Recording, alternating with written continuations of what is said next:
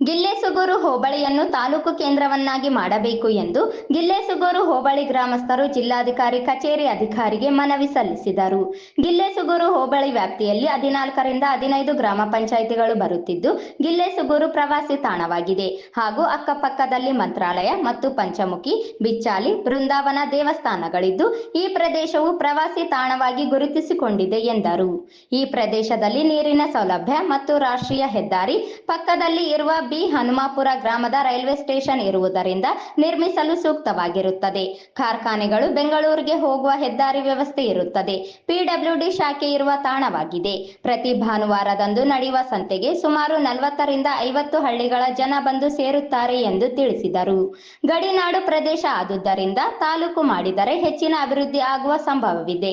ಗಿಲ್ಲೆಸುಗೂರು ಪಕ್ಕದ ಗ್ರಾಮವಾದಂತಹ ಚಿಕ್ಕಮಂಚಾಲಿಯಲ್ಲಿ bridge come barrage ಆಗಿದ್ದು, ಈ ಪ್ರದೇಶದಲ್ಲಿ ವಿದ್ಯುತ್ ಸ್ಥಾವರ ಸ್ಥಾಪಿಸಬಹುದಾಗಿರುತ್ತದೆ. ಗಿಲ್ಲೆಸುಗೂರು ಹೋಬಳಿಯನ್ನು ತಾಲೂಕು ಮಾಡುವುದರಿಂದ ಸುಮಾರು 40ರಿಂದ 50 ಹಳ್ಳಿಗಳ ವಿದ್ಯಾರ್ಥಿಗಳಿಗೆ ಶೈಕ್ಷಣಿಕವಾಗಿ ತುಂಬಾ ಅನುಕೂಲವಾಗುತ್ತದೆ ಎಂದರು. ರಾಯಚೂರು ಜಿಲ್ಲೆಗೆ ಸುಮಾರು 30 ಕಿಲೋಮೀಟರ್ ದೂರದಲ್ಲಿದ್ದು, ಪ್ರಯುಕ್ತ ಆಡಳಿತಾತ್ಮಕ ಮತ್ತು ಭೌಗೋಳಿಕ ದೃಷ್ಟಿಯಿಂದ ಗಿಲ್ಲೆಸುಗೂರು ಗ್ರಾಮವನ್ನು ನೂತನ ತಾಲೂಕು ಕೇಂದ್ರವನ್ನಾಗಿ ಘೋಷಿಸಲು ಪ್ರಸ್ತಾವನೆಯನ್ನು ಸಲ್ಲಿಸಲು ಮನವಿ ಮಾಡಿದರು. ಮಾನ್ಯರೇ, ವಿಷಯ ರಾಯಚೂರು ಜಿಲ್ಲೆಯ ಗಿಲ್ಲೆಸುಗೂರು ಹೋಬಳಿ ಕೇಂದ್ರವನ್ನು ಹೊಸ ತಾಲೂಕು ಘೋಷಣೆ ಮಾಡುವ ಕುರಿತು. ರಾಯಚೂರು ತಾಲೂಕು ಜಿಲ್ಲೆಯಿಂದ ಅತಿ ದೊಡ್ಡ ತಾಲೂಕು ಆಗಿದೆ. 2 ವಿಧಾನಸಭಾ ಕ್ಷೇತ್ರಗಳು ಒಳಗೊಂಡಿದೆ ಮತ್ತು ಒಟ್ಟು 7 ಲಕ್ಷ ಅಧಿಕ ಜನಸಂಖ್ಯೆಯನ್ನು ಹೊಂದಿರುತ್ತದೆ. ರಾಯಚೂರು ತಾಲೂಕಿನ ಗಿಲ್ಲೆಸುಗೂರು ಗ್ರಾಮವು ಹೋಬಳಿ ಕೇಂದ್ರವಾಗಿದೆ.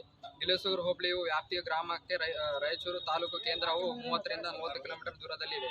ರೈತರು, ವಿದ್ಯಾರ್ಥಿಗಳು, ವ್ಯಾಪಾರಸ್ಥರು, ವಿಧ ವಿಧದ ಸಾರ್ವಜನಿಕರು ಸೇವೆಗಳನ್ನು ಪಡೆಯಲು ದೂರವಾದದ್ದು ಗ್ರಾಮಗಳಿಂದ ನಗರಕ್ಕೆ ಬರಬೇಕು. ಇದರಿಂದ ಸಮಯ ಹಾಗೂ ಆರ್ಥಿಕ ಹೊರಗಾಗುವುದು.